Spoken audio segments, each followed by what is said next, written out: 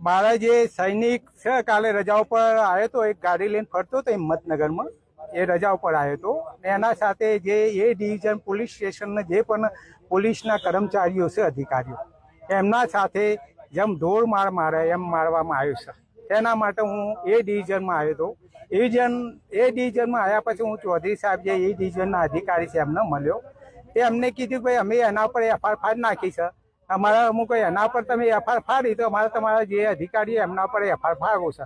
કારણ કે એક સૈનિક બોર્ડર પર આજે રક્ષા કરી રહ્યો છે અને રક્ષા કરી રજાઓ પર આવ્યો છે, એના સાથે ઢોરમાર મારવામાં આવે ને આજે એ ડિવિઝન પોલીસ સ્ટેશન ને મળ્યા તે અધિકારી અમારું નથી હોભળતો. અમે એસપી સાહેબને મળ્યા તો એસપી સાહેબે એમને એક જ જવાબ આપ્યો, ભાઈ અમે એફઆઈઆર ફાડી છે, તમારી એફઆઈઆર નહીં ફટે. મુક તમારા તમે એમ કહેવાય અમારા પોલીસ વાળાને માર્યા તો અમારા સૈનિક જે માર્યો જે વિડીયો છે તો તમે અમારી એફઆઈઆર ફાડો. અમે એના પછી અમે ડીઆઈએસપી સાહેબને મળ્યા. હવે ડીઆઈએસપી સાહેબ એસપી સાહેબ એ બોલ્યું છે કે તમે એક અરજી આલો, અમે એને તપાસ કરીએ. તો આવો એવો કેવો નિયમ છે મારા દેશની અંદર, ભારતની અંદર? એક સૈનિક એકને એક છોકરો છે એના મા બાપનો, એ બોર્ડર પરથી રજા ઉપર આવ્યો છે, એને માર મારવામાં આવે છે ને એની એફઆઈઆર નથી લેવામાં આવતી.